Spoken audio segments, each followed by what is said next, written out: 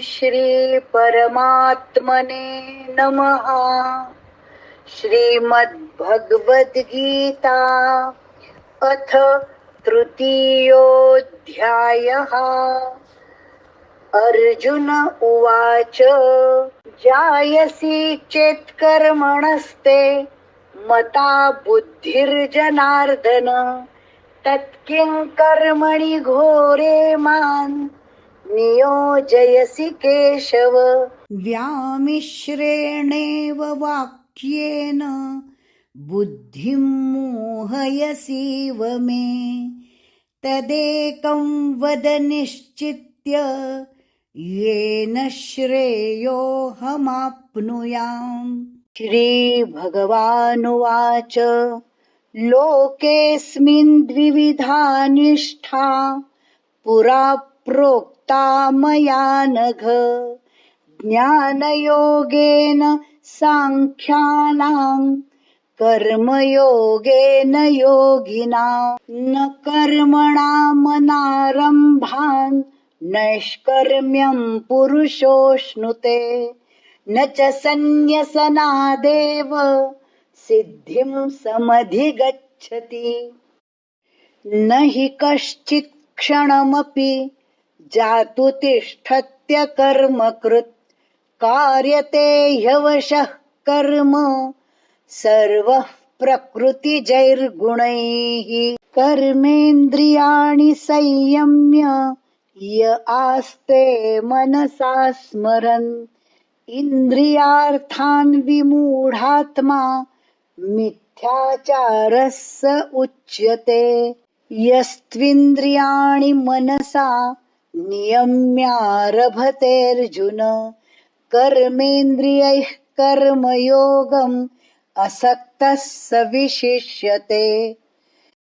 नियतं कुरु कर्म त्वं कर्म ज्यायो ह्यकर्मणः शरीरयात्रापि च ते न प्रसिद्ध्येद कर्मणः। यज्ञार्थात् कर्मणोऽन्यत्र लोकोऽयं कर्म बन्धनः तदर्थं कर्म कौन्तेय मुक्तसङ्गः समाचर। सह यज्ञाः प्रजा सृष्ट्वा पुरोवाचः प्रजापतिः अनेन प्रसविष्यध्वम् एष वोस्त्विष्ट कामधुक्। देवान् भावयतानेन ते देवा भावयन्तु वः परस्परं भावयन्तः श्रेयः परमवाप्स्यथ। इष्टान् भोगान् हि वो देवा दास्यन्ते यज्ञभाविताः तैर्दत्तान् प्रदायैभ्यो यो भुङ्क्तेस्तेन एव सः। यज्ञशिष्टाशिनः सन्तो मुच्यन्ते सर्वकिल्बिषैः भुञ्जते ते त्वघं पापा ये पचन्त्यात्मकारणात्। अन्नाद् भवन्ति भूतानि पर्जन्यादन्नसम्भवः यज्ञाद् भवति पर्जन्यो यज्ञः कर्मसमुद्भवः। कर्म ब्रह्मोद्भवं विद्धि ब्रह्माक्षरसमुद्भवम् तस्मात् सर्वगतं ब्रह्म नित्यं यज्ञे प्रतिष्ठितम्। एवं प्रवर्तिते चक्रन् नानुवर्तयतीह यः अघायुरिन्द्रियारामो मोघं पार्थ स जीवति। यस्त्वात्मरतिरेव स्यात् आत्मतृप्तश्च मानवः आत्मन्येव च सन्तुष्टः तस्य कार्यं न विद्यते।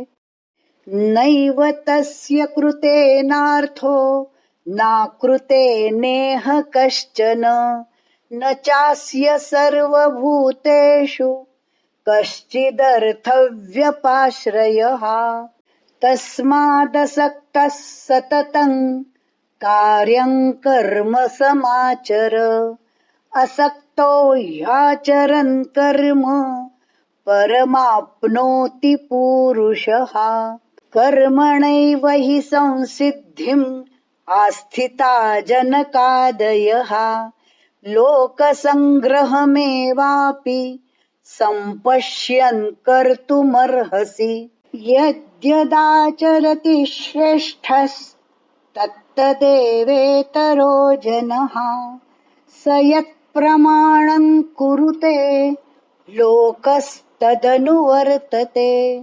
न मे पार्थास्ति कर्तव्यं त्रिषु लोकेषु किंचन नानवाप्तमवाप्तव्यं वर्त एव च कर्मणि यदि ह्यहं न वर्तेयं जातु कर्मण्यतन्द्रितः मम वर्त्मानुवर्तन्ते मनुष्याः पार्थ सर्वशः उत्सीदेयुरिमे लोका न कुर्यां कर्म चेदहं संकरस्य च कर्ता स्याम् उपहन्यामि माः प्रजाः सक्ताः कर्मण्य विद्वांसो यथा कुर्वन्ति भारत कुर्याद्विद्वांस्तथा सक्तः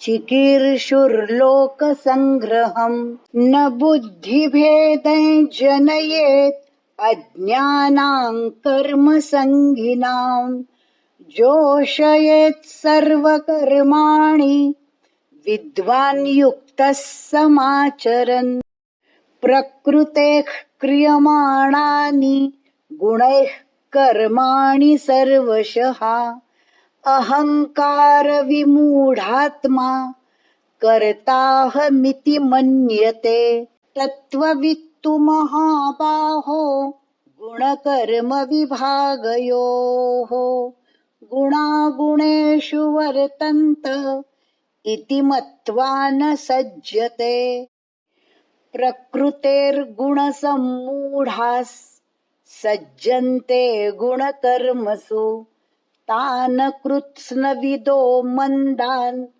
कृत्स्नविन्न विचालयेत् मयि सर्वाणि कर्माणि सन्न्यस्याध्यात्मचेतसा निराशीर्निर्ममो भूत्वा युध्यस्व विगतज्वरः ये मे मतमिदं नित्यम् अनुतिष्ठन्ति मानवाः श्रद्धावन्तो न सूयन्तो मुच्यन्ते तेऽपि कर्मभिः ये त्वेतदभ्यसूयन्तो नानुतिष्ठन्ति मे मतम् सर्वज्ञानविमूढांस्तान् विद्धि नष्टान् चेतसः सदृशञ्चेष्टते स्वस्याः प्रकृतेर्ज्ञानवानपि प्रकृतें यान्ति भूतानि निग्रहः किं करिष्यति इन्द्रियस्येन्द्रियस्यार्थे रागद्वेषौ व्यवस्थितौ तयोर्नवशमागच्छेत् तौ ह्यस्य परिपन्थिनौ श्रेयान् स्वधर्मो विगुणः परधर्मात् स्वनुष्ठितात् स्वधर्मे निधनं श्रेयः परधर्मो भयावहः अर्जुन उवाच अथ केन प्रयुक्तोऽयं पापञ्चरति पूरुषः अनिच्छन्नपि वार्ष्णेय बलादिव नियोजितः श्रीभगवानुवाच काम एष क्रोध एष रजोगुणसमुद्भवः महाशनो महापाप्मा विध्येनमिह वैरिणम् धूमेनाव्रियते वह्निर्यथादर्शो मलेन च यथोल्बेनावृतो गर्भस्तथा तेनेदमावृतम् आवृतं ज्ञानमेतेन ज्ञानिनो नित्यवैरिणा कामरूपेण कौन्तेय दुष्पूरेणानलेन च इन्द्रियाणि मनोबुद्धिरस्याधिष्ठानमुच्यते एतैर्विमोहयत्येष ज्ञानमावृत्य देहिनम् तस्मात्त्वमिन्द्रियाण्यादौ नियम्य भरतर्षभ पाप्मानं प्रजहिह्येनै ज्ञानविज्ञाननाशनम् इन्द्रियाणि पराण्याहुरिन्द्रियेभ्यः परं मनः मनसस्तु परा बुद्धिर्यो बुद्धेः परतस्तु सः एवं बुद्धेः परं बुद्ध्वा संस्तभ्यात्मानमात्मना जहि शत्रुं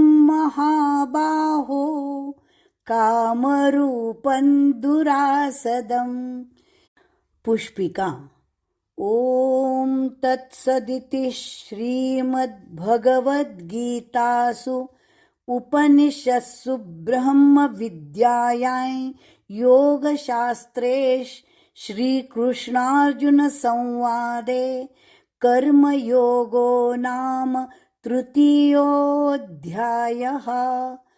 ॐ श्रीकृष्णार्पणमस्तु।